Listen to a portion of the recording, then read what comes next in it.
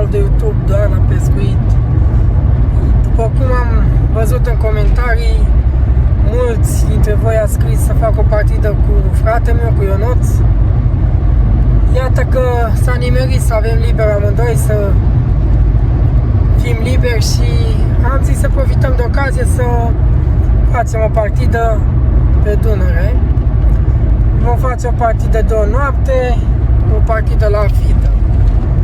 Acum merg să-l iau de acasă și pornim către Dunăre. Rămâneți aproape. Că am ajuns. Se pregătește băiatul de atac. O tulim. Le băgăm și ne vedem pe baltă. Dragilor, ne-am montat cât de cât, l-am desfăcut un băț. Montura e aceeași montură ca întotdeauna. Montura cu auto înțepare, fie împletit, un vârtej micuț, iar forfacul cu două alții. Cât despre nadă, am niște nadă înghețate de toată trecută. Am înghețat-o acasă ca să nu se strice și dau cu ea așa. O să pun un coșuleț mare ca să mumesc, ca să dau câteva coșulețe în nadă doar pentru momit. Dar până atunci dau cu una așa de control, o bag în apă să vedem ce se întâmplă.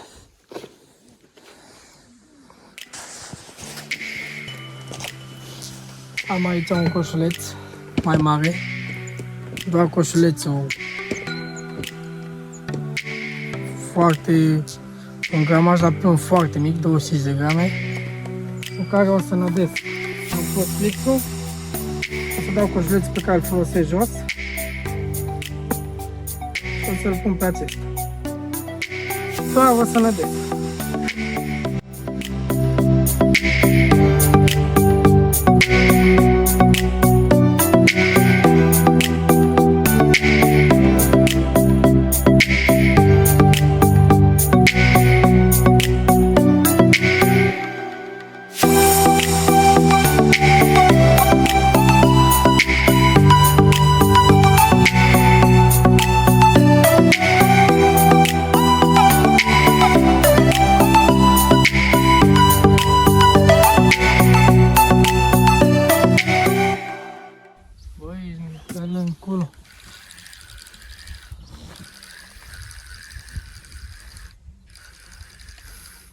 Asta mi-a răsărit. Au răzdoi. Nu e mai răsărit.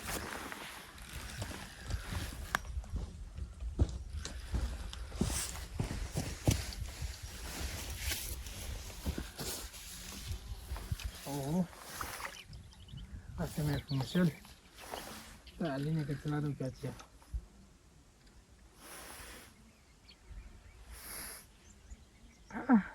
Mă gândeam că nu mai dă amăgătul ăsta. Da, ușor, ușor vine. La minciogul ăsta cu... un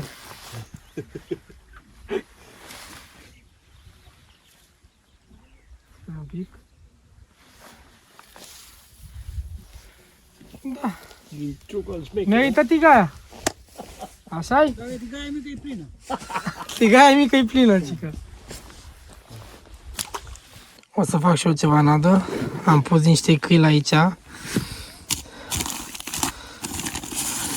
O să încerc cu super scobarul la Fidelix. Să nu ia vântul. Punga să face mizerie. Ia uitați ce particule are această nadă. O facem foarte multă. La care adăugăm niște peleți, deoarece pe fundul apei aș vrea să rămână și ceva peleți. Dacă cumva intră ceva mai mare, să să aibă ce să găsească. Nu punem foarte mulți.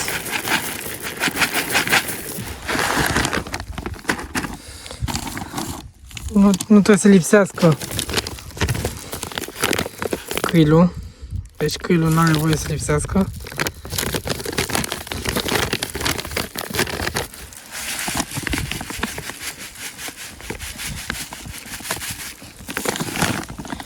Și în ultimul rând parmezan. O să merg pe parmezan deoarece ia uite ce greu se desface. Deoarece nu mă dezamăgi niciodată. O să încerc. Doamne, cum miroase! Cam asta e nada. Deci, avem krill, pelete, super scobarul. Să mai punem puțin super scobar. Amestecăm bine. După cum vedeți, peleți, microparticule de peleți. După ce am amestecat bine compoziția uscată, adăugăm nelipsitele boabe și viermi. Chiar că dau și acum cu niște viermi. Punem viermi că ne trebuie viermi. Umectăm nada și continuăm partida.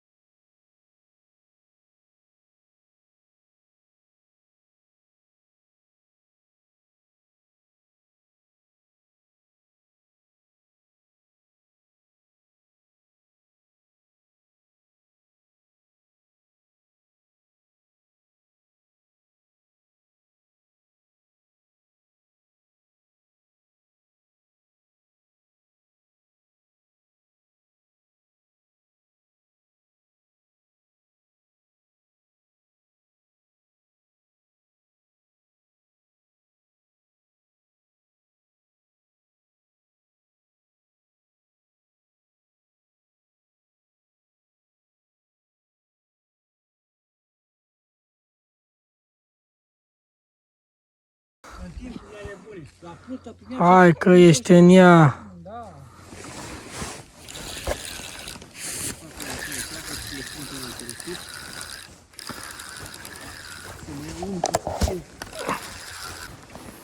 Ce supărat ești, mă.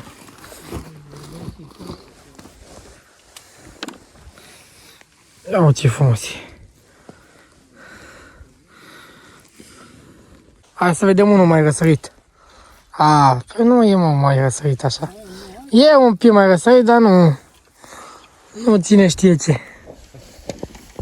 Asta e mărime bună. Mărime acceptabilă, da. Chiar că se umple. Cred că un ultim pește pe lumină. Am avut și ce am pierdut, șaptele pe șapte. Un ultim pește pe lumină. Că deja nu ne mai lasă lumina. La măcar e unul frumos. Ce? Ia.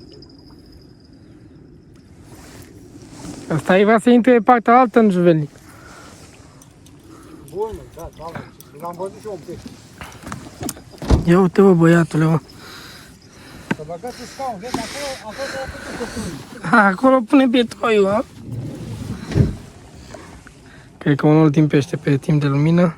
Și când vii, dă cu capul în pietroi și gata. Da, și nu mai mișcă. Dragilor, iată că noaptea ușor a venit. Ne-am pregătit aici pentru noapte. S-a cam golit malul. Unii vin, alții pleacă. Dar o să mai insistăm un pic acum până se întună, că eu mai am și o trăsătură în direct, ia uite.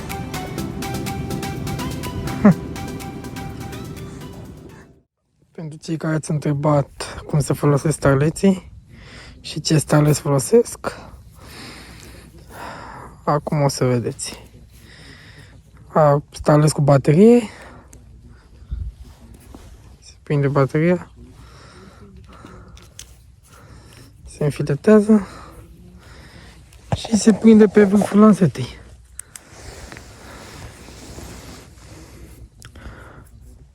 Are prindere aici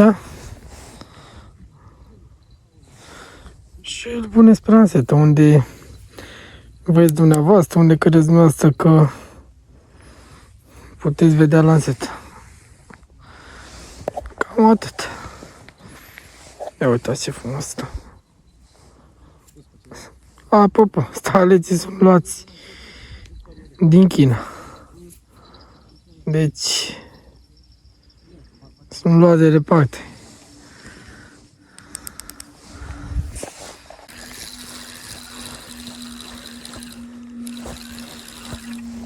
A venit și primul pește pe timp de noapte.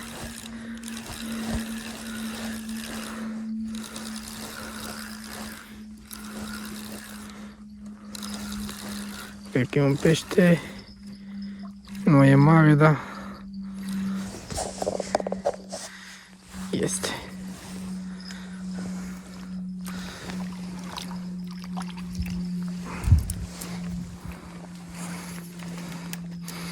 Da, un pește frumos. Mamă, ce înghiția asta cu... Eu bă, înghiția cu asta până în plămâni.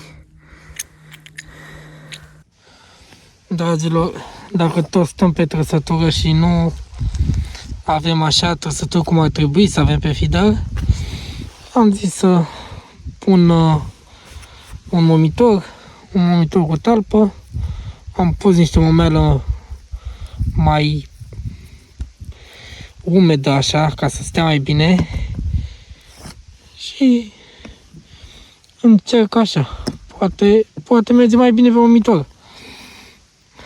Pescarul dator să încerce.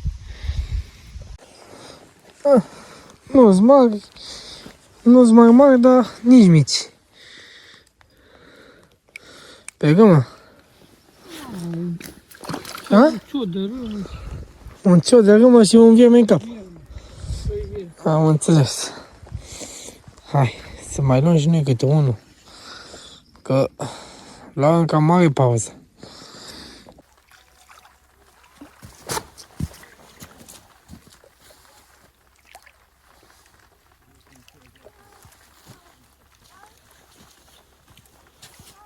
Este unul de ăsta amărât așa. Da, frumos. Se pare că s-a pus și ploaia. Ne făcut un colegi de apartament acum. Avem o cameră, cred că e garsonieră. Amândoi o umbrelă. Asta e. Așteptăm să vină capturile. Să vezi cum să o punem mai târziu. Să o punem mai tare? Da, da, trebuie să te ții la bețe. Da, da. Ne ținem, ne ținem.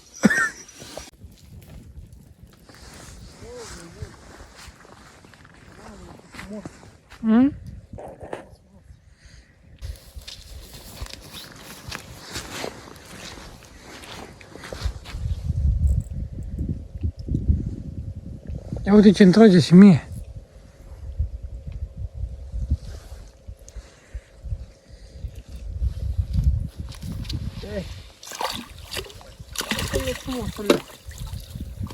Uite că îmi slăbi firul. Ha? Îmi slăbi firul. Asta e mai frumos să leacă. Uite. Și ghiția cu până în plăsăl, ia uite. Hai, uite ce-mi trage, uite. Ha. Ba da, auzi ce trăsătură.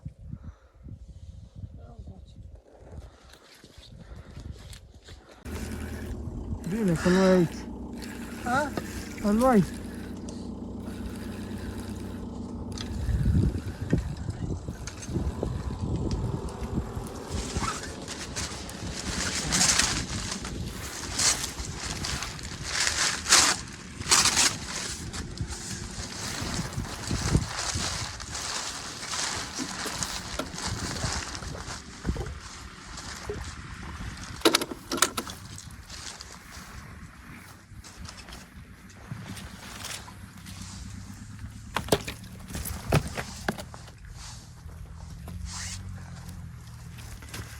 Pai la una, vai la alta.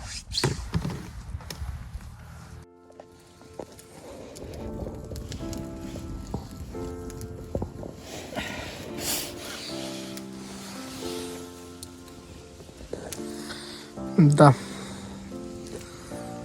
Am făcut focul cât mai aproape de noi, ca să nu ne plouă, să ne și încălzim. Da, de fumul ăsta. De fumul ăsta cam uitară. Haide. Da, ce se fumă nu se strică, așa se zice. Sperăm să fie chiar așa, cum e zicala.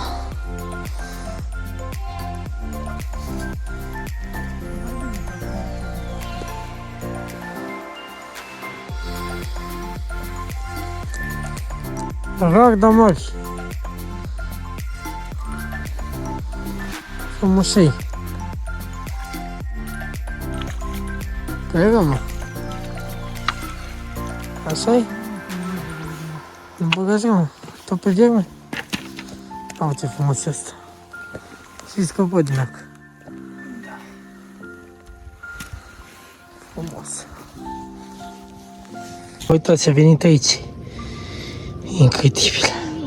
Salut, tată. Ia uite. Ia uite, tată. Agățat de coamă. Agățat de coamă. Salut la coșuleț. Uite ce prinde ăsta.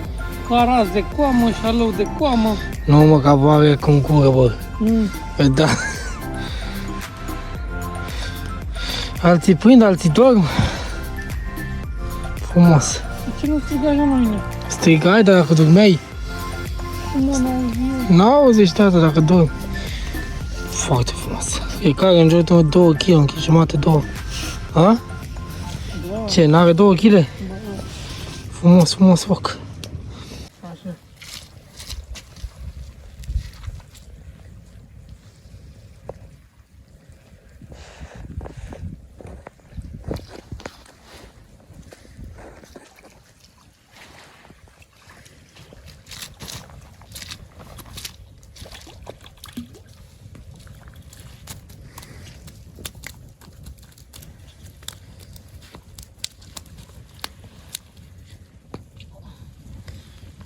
Mă învățai cu șalou, acum asta mi se pare mic. Mhm. Mă învățai cu șalou ăla.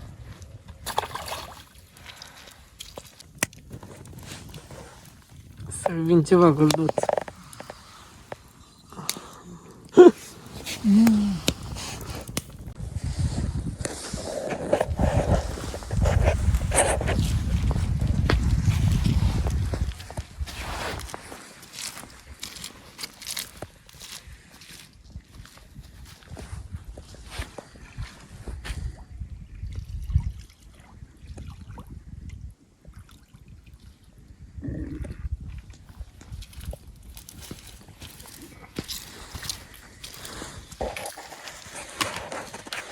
Avem plăsele iar.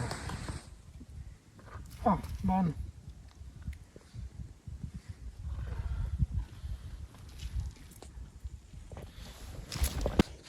Ia uite trăsătură. Durează cu prezența. Oi, frumos. Cred că ne pun și pe tot. Că prea bate. O să am doi.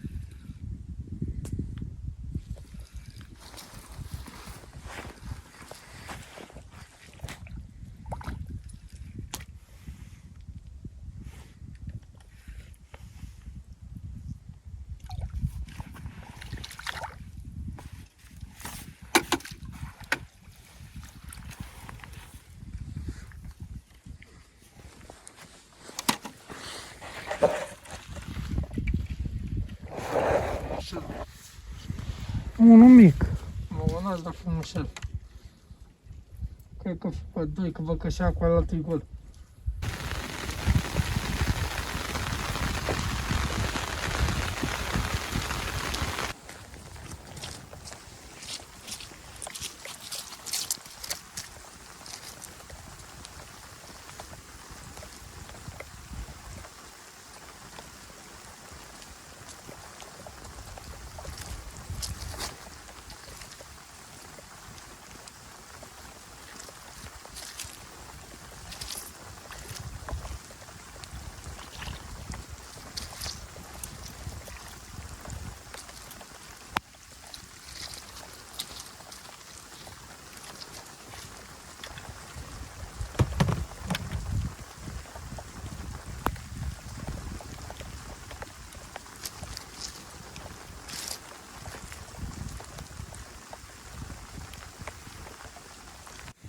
Dragilor, din cauza acestei vremi urâte, ne e frică că nu mai ieșim cu mașina și așa că scurtăm partida. Imediat ne apucăm de strâns, scoatem peștii, vă arătăm ce am putut strânge până acum și o luăm spre casă, sperăm să putem să ieșim. Haideți!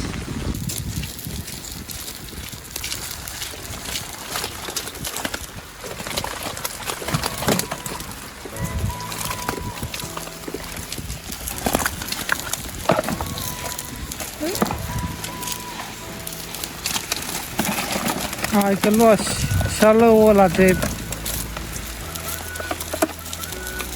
Se scăpă șalăul ăla. Se scăpă din... Uite ce frumos. Mai ai?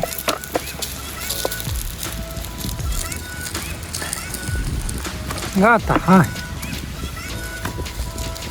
Cam asta e tot peștele. Asta e singurul acum.